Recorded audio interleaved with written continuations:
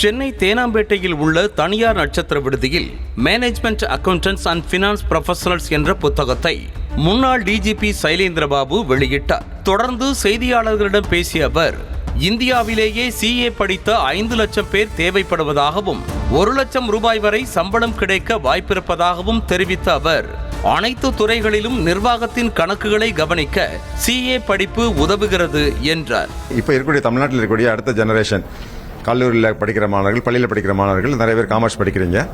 முன்னாடி எல்லாமே chartered accountant அந்த மாதிரி லைனில் தான் இருப்பாங்க. இந்தியாவிலேயே சார்ட்டர்ட் அக்கௌண்டன்ட்ஸ் 5 லட்சம் பேருக்கு மேலே தேவைப்படுதுன்னு சொல்கிறாங்க. சார்ட்டர்ட் அக்கௌண்டன்ட்ஸ் படிச்சிங்கன்னா குறைஞ்சபட்சம் 1 லட்சம் ரூபா மாதம் சம்பளமும் கிடைக்கும். மேலும் அரசியலில் ஆர்வமுள்ள இளைஞர்கள் அரசியலில் குதிக்கலாம் என்றும் மற்ற துறைகளைப் போல அரசியலையும் ஒரு பாடமாக எடுத்து படிக்கலாம் என்றார். அரசியலை படித்து நேர்மையான மனிதனாகவும் நல்ல தலைவனாகவும் மாறலாம் என்றும் சைலேந்திரபாபு கூறினார். கண்டிப்பா அதில் ஆர்வமுள்ளவர்கள், அரசியல் ஆர்வமுள்ளவர்கள் அரசியலை கண்டிப்பா தேர்வு செய்யலாம். அரசியல் ஒரு பாடமா எடுத்து படிக்கலாம், அரசியலை குதிக்கலாம்.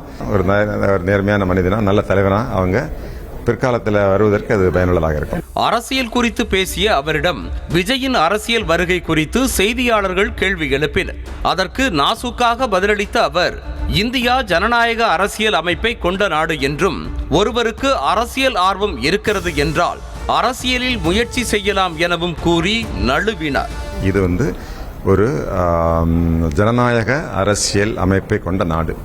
ஒருவருக்கு ஆர்வம் இருக்குது அப்படின்னா அவர் முயற்சி செய்யலாம். அதில் அதுதான் சரியாக இருக்கும்.